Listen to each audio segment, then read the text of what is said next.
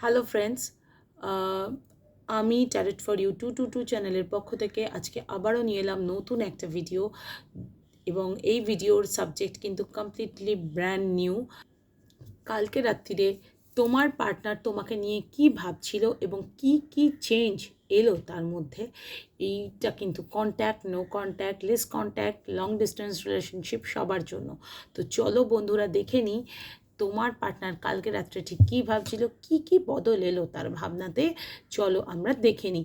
And অবশ্যই আরেকটা ব্যাপার, এটা কিন্তু কালেকটিভ রিডিং এবং জেন্ডার স্পেসিফিক কিছু নয়, টাইমলেস রিডিং। তো কাজেই যে যখন দেখবে তার তখনকার রিডিং, এবং সবার সঙ্গে যদি রেজোনেট না করে তো কোনো ব্যাপার না, স্কিপ করে যেও, অন্য ভিডিও দেখে নিও, কেমন?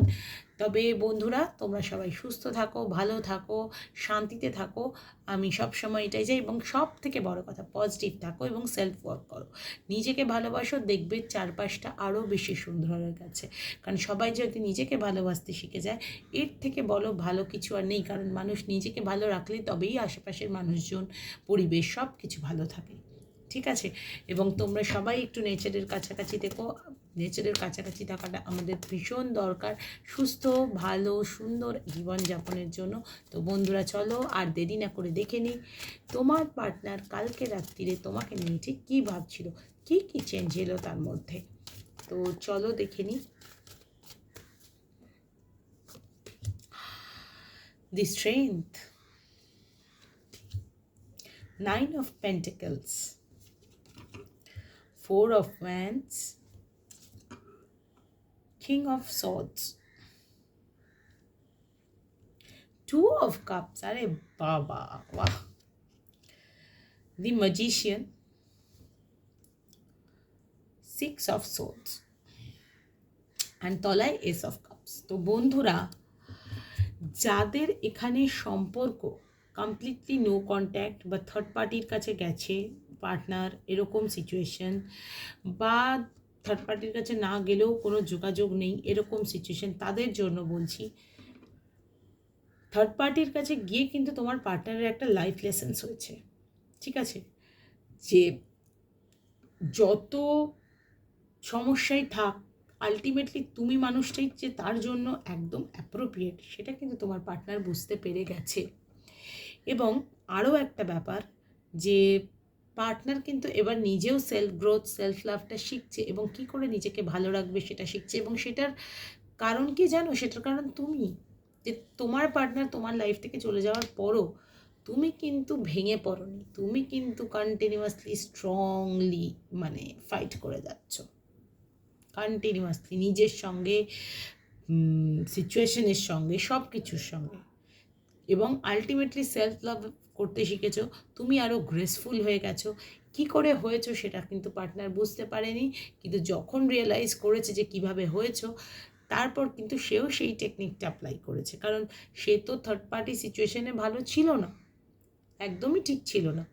তো তোমাকে দেখে বুঝতে পেরেছে যে মনের জোর রাখাটা কি ভীষণভাবে জরুরি, এবং সেও কিন্তু নিজের মনের জোর ঠিক রেখেছে, এবং রেখে এবার কিন্তু সে একটা স্টেবল সম্পর্ক, একটা কমিটেড সম্পর্ক, একটা রোম্যান্টিক সম্পর্ক নিজের লাইফে এক্সপেক্ট করছে। মেন্টাল ক্ল্যারিটি এসছে, খুব ফোকাসড হয়েছে। এবার তুমি পার্টনারকে, মানে যখন উনি আসবেন তোমার কাছে, যে মানুষটা আগে তোমাকে পাত্তাই দিত না, তুমি কোনো কথা বললে সেটা 10বার মানে শুনেও শুনতো না, বা ডিরেক্ট কোনো কথা না, সবটাই নিজের মনের ভিতর বা কিছু এরকম করে রাখতো, সে কিন্তু এবার ডিরেক্টলি কথা বলবে।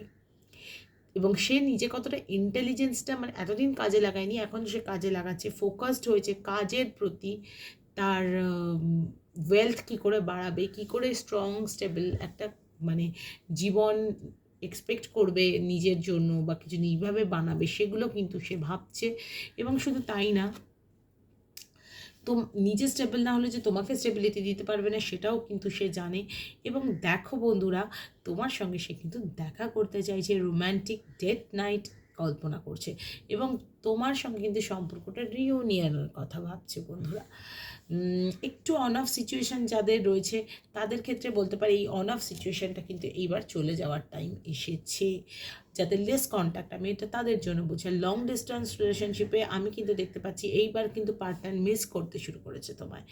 এইবার কিন্তু সে সব কিছু পিছনে রেখে এসে তোমাকে বিয়ে টিয়ে করে নিয়ে চলো বাবা ওখানে গিয়ে যা খুশি করো, এরকম একটা ব্যাপার। এবং সে কিন্তু কাজের জন্য বেশ খানিকটা ব্যস্ত, এবং কাজের জন্য তাকে বেশ খানিকটা ট্রাভেল করতে হচ্ছে, কিন্তু সে না তোমাকে অ্যাজ আ ফ্যামিলি মেম্বার দেখছে।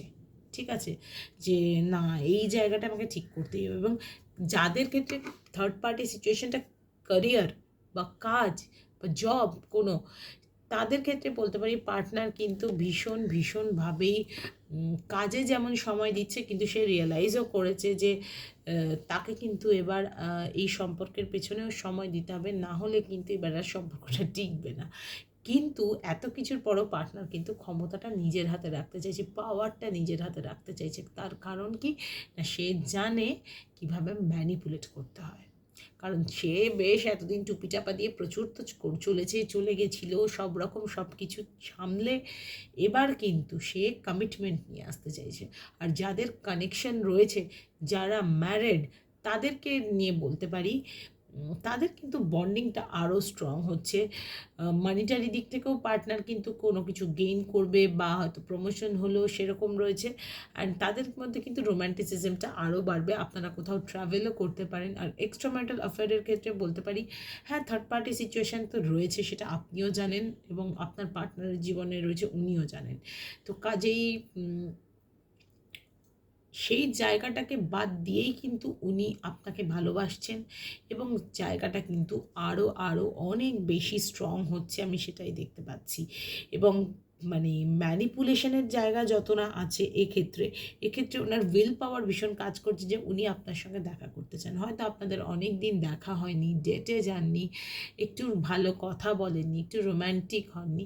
তো এইগুলো কিন্তু একটুখানি মানে ওনাকে কষ্ট দিচ্ছে। ওনার কোথাও মনে হচ্ছে আপনাকে নিয়ে ছুটে কোথাও পালিয়ে যান, এরকম একটা এনার্জি।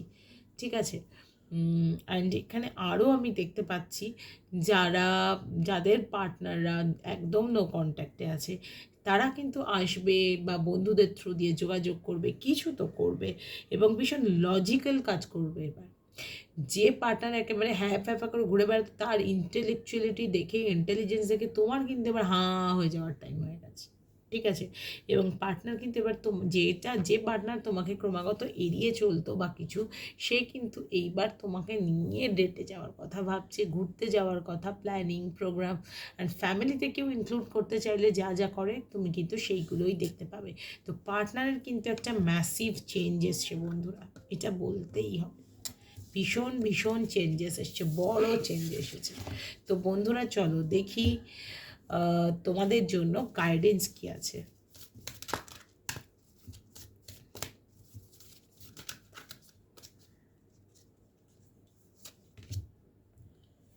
ইফ ইউ বিলিভ, তোমাকে একটু বিশ্বাস করতে হবে, কারণ তোমরা হয়তো বিশ্বাসই করছো না, কারণ তোমার পার্টনার তোমাকে যে কষ্ট দিয়ে গেছে তারপর তোমরা তাকে বিশ্বাস করতে পারছো না। কিন্তু বিলিভ তো করতেই হবে, ট্রাস্ট না রাখলে তো কিছুই হবে না। পারফেক্ট টাইমিং, তো বন্ধুরা পারফেক্ট টাইমিংয়ের জন্য ওয়েট করছে তোমার পার্টনার, এবং তারপরেই কিন্তু এসে তোমার কাছে সে সারেন্ডার অবশ্যই করবে, সেটা আমি দেখতেই পাচ্ছি। এবং ডোন্ট স্টপ, তুমি কিন্তু সেলফ ওয়ার্ক করা ভুলো না, ইনার ওয়ার্ক করা ভুলো না, এবং পজিটিভ থাকতে ভুলো না। তুমি তোমার কাজ করে যাও, ফলের আশা করো না, ফল তোমার কাছে এবার হেঁটেই আসবে। অ্যান্ড মানে এটা বলতে পারে একটা মিরাকেল, যে একটা মানুষ এতখানি চেঞ্জ হতে পারে। একদম, মানে তুমি ভাবতেই পারবে না এমনভাবেই সে আসবে। মানে খুব স্পষ্ট রিডিং, ছোট রিডিং হলো আজকে কিন্তু খুব স্পষ্ট রিডিং আমার কাছে, যে উনি কিন্তু ভীষণভাবেই পজিটিভ হয়ে রয়েছেন, যে অ্যাট এনি কস্ট তোমাদের কাছে আসবেন। এবং যাদের কানেকশন রয়েছে তাদের কিন্তু সম্পর্ক প্রচুর বাধা রয়েছে, কিন্তু সেই বাধার মধ্যে দিয়ে সম্পর্কটা এগোবে, এবং বিয়ের কথাবার্তা অবধি চলবে, এত দূর আমি দেখতে পাচ্ছি। ঠিক আছে, তো যাদের বিয়ের কথাবার্তা হচ্ছে, হয়তো দুটো বাড়িতে অনেক সময় হয় না ঝামেলাঝাটি হচ্ছে বা কোনো কিছু, সেই ঝামেলাঝাটির মানে পেরিয়ে কিন্তু তোমার পার্টনার তোমার জন্য স্ট্যান্ড নিচ্ছে, সেটা দেখতে পাচ্ছি। এবং যাদের নো কন্ট্যাক্ট, তাদের পার্টনার কিন্তু রিয়েলাইজটা আলটিমেটলি করেছে, যে না, যার সঙ্গে আমি এত কিছু ঝামেলাঝাটি করেছি সেই অ্যাকচুয়ালি আমার সোলমেট, বা সেই আমার মনের কথাটা বুঝেছে। সোলমেট হোক বা কার্নিং পার্টনার হোক বা টুইন ফ্লেম হোক, পার্টনার কিন্তু রিয়েলাইজ করে ফেলেছে যে কি সে ছেড়েছে বা কিছু, এইবার কিন্তু আর সে সেই সুযোগ হাতছাড়া করবে না। সে কিন্তু এসে এবার একদম এইরকম বগল দাপা করে যে ধরবে, আর কিন্তু ছাড়ার কোনো জায়গা নেই। এখনকার এনার্জিটা খুব খুব ভালো এসেছে। তো তোমরা কিন্তু সবাই এটা ক্লেম করো, আমার মনে হয় তাতে অনেক পজিটিভ রেজাল্ট আসবে।